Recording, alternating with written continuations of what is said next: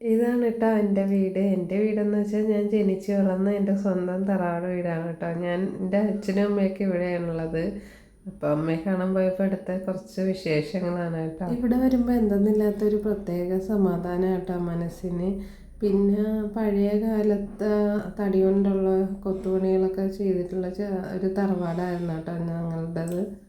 കാലക്രമേണ കൊണ്ട് അതൊക്കെ പൊളിച്ച് മാറ്റിയിട്ട് പിന്നെ 4 കെട്ടൊക്കെ ഉണ്ടായിരുന്നു, അതൊക്കെ മാറ്റിയിട്ട് കുറച്ച് ഭാഗം വാർത്തെടുക്കുകയാണ് കേട്ടോ ചെയ്തത്. തടി കൊണ്ടുള്ള കൊത്തുപണികളാണ് ഫ്രണ്ടിലൊക്കെ കാണുന്നത്. കണ്ടില്ലേ, പല്ലീനെയൊക്കെ ഉണ്ടാക്കി വെച്ചിട്ടുണ്ട് കേട്ടോ. അന്നത്തെ കാലത്ത് തടിയിലാണ് ഇത് ചെയ്തിരിക്കുന്നത്. ഇതാണ് കേട്ടോ എൻ്റെ അച്ഛനും അമ്മയുടെ ചെറുപ്പകാലത്തെ ഫോട്ടോയാണ്. ഇത് അണ്ണാൻ ഉണ്ടാക്കി വെച്ചത്. ഇത് തൂണാണ്. കുഞ്ഞുനാളിൽ ഈ തൂണിലൊക്കെ ഞാൻ വലിഞ്ഞു പിടിച്ച് കയറി എപ്പോഴും നിലത്ത് വീഴുന്നതൊക്കെ ഞാൻ എപ്പോഴും ഇവിടെ വരുമ്പോൾ ഓർക്കാറുണ്ട് കേട്ടോ. ശരിക്കും പറഞ്ഞാൽ ഞാൻ ഇവിടെ വരുമ്പോൾ ഒരു കുഞ്ഞു കുട്ടീനെ പോലെ എനിക്ക് തോന്നാറുണ്ട്. അല്ലെങ്കിൽ നമ്മളുടെ അച്ഛനും അമ്മമാർക്ക് നമ്മളെപ്പോഴും കുഞ്ഞുങ്ങളാണല്ലേ. എത്ര വളർന്നാലും അവരുടെ മനസ്സിൽ ഞാൻ എപ്പോഴും കുഞ്ഞാണെന്ന് എനിക്ക് തോന്നാറുണ്ട്. മാത്രമല്ല എൻ്റെ കുടുംബത്തിലെ ഏറ്റവും ഇളയ മോള് ഞാനാണ് കേട്ടോ. അപ്പോൾ അതിൻ്റേതായ ലാഹനകളിലൊക്കെ എനിക്ക് കുറേ അനുഭവിക്കാനൊക്കെയുള്ള ഭാഗ്യം കിട്ടിയിട്ടുണ്ട് കേട്ടോ. പിന്നെ ഞാൻ വരുമെന്ന് പറഞ്ഞപ്പോൾ ചിക്കൻ കറി ഉണ്ടാക്കിയിട്ടുണ്ടായിരുന്നു കേട്ടോ. പിന്നെ അച്ഛൻ എനിക്ക് പഴം വാങ്ങി വെച്ചിട്ടുണ്ടായിരുന്നു. പിന്നെ ഞാൻ ചെന്നിട്ടാണ് ചീനി വേവിച്ചതുണ്ടായിരുന്നു കേട്ടോ. അത് ഞാനാണ് കറി വെച്ചത്. ഇതാണ് കേട്ടോ എൻ്റെ അമ്മ. അപ്പം അമ്മയ്ക്ക് ഞാൻ പെഡിക്യൂറൊക്കെ ചെയ്ത് കൊടുക്കാറുണ്ട് കേട്ടോ. പിന്നെ കാലിൽ കുറച്ച് നെയിൽ പോളിഷൊക്കെ ഇട്ട് കൊടുക്കും. എനിക്ക് ഭയങ്കര ഇഷ്ടമാണ് കേട്ടോ എൻ്റെ അമ്മക്കുട്ടീനെ ഇങ്ങനെ ഒരുക്കിയൊക്കെ ഇരുത്തുന്നത് എനിക്ക് ഭയങ്കര ഇഷ്ടമാണ്. എൻ്റെ അമ്മ സാധാരണ ആൾക്കാരെ പോലെയല്ല. അമ്മയ്ക്ക് ഇച്ചിരി വയ്യായ്മയുണ്ട്.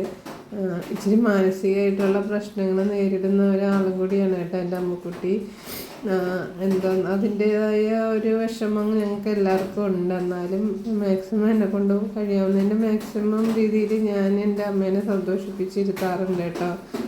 ഞാൻ ചെല്ലുമ്പോഴൊക്കെ അമ്മേനെ ഇങ്ങനെ ഒരുക്കി ഇങ്ങനെ ഇരുത്തു കേട്ടോ. ഉണ്ണിപ്പെണ്ണാണെങ്കിൽ മറ്റൊരിടത്ത് നിന്ന് കഴിഞ്ഞാൽ ഭയങ്കര വാശിയാണ് കേട്ടോ. ആരും എടുക്കാനോ അവരുടെ കയ്യിലൊന്നും പോവില്ല കേട്ടോ.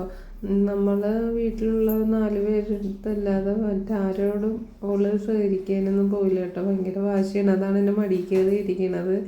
എൻ്റെ അമ്മയ്ക്ക് ഭയങ്കര സന്തോഷമാണ് കേട്ടോ ഇങ്ങനെ നെയിൽ പോളിഷ് ഇട്ട് ഒരുക്കിയൊക്കെ ഇരുത്തുന്നത്. അപ്പോൾ ഞാൻ കയ്യിലൊക്കെ നെയിൽ പോളിഷ് ഇട്ട് കൊടുക്കുന്നുണ്ട് കേട്ടോ. അപ്പോൾ 2 കയ്യിൽ നെയിൽ പോളിഷ് ഇട്ട് കൊടുക്കാമെന്ന് പറയുമ്പോൾ ആൾ പറഞ്ഞത് 1 കയ്യിലിട്ട് കൊടുത്താൽ മതി എന്നാണ് കേട്ടോ.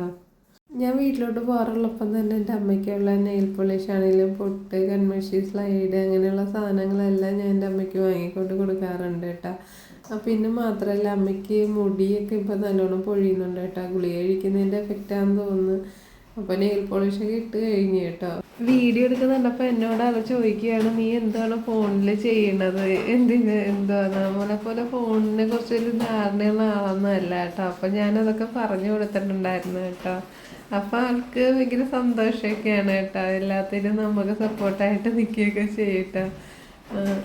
പിന്നെ ഓരോ അമ്മമാരുടെ അച്ഛന്മാരുടെ ആണെങ്കിലും ഫീലിങ്സും ഇമോഷൻസും ഒക്കെ ഞാൻ മനസ്സിലാക്കാനും തിരിച്ചറിയാനും തുടങ്ങിയത് ഞാനൊരു അമ്മേന് ശേഷമാണ് കേട്ടോ.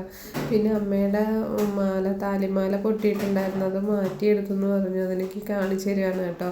അമ്മയുടെ താലി എന്ന് പറയുന്നത് ഇതിലും വലിപ്പമുള്ള പഴയ മോഡലൊരു താലിയായിരുന്നു കേട്ടോ. അപ്പോൾ അത് മാറ്റി വേറൊരു താലിയാണ് കേട്ടോ ഉപയോഗിക്കുന്നത്. പക്ഷേ ഇത് പഴയ മോഡല് ഒരു നീല കളറൊക്കെയുള്ള പേര് കുത്തിയിട്ടുള്ളൊരു താലിയാണ് കേട്ടോ. അതാണ് ഞാനിങ്ങനെ നോക്കുന്നത്.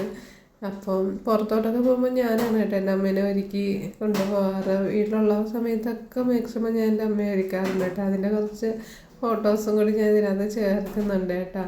അപ്പോൾ ഇതൊക്കെ തന്നെയാണ് എൻ്റെ വീട്ടിൽ ചെല്ലുമ്പോൾ ഉള്ള വിശേഷങ്ങൾ.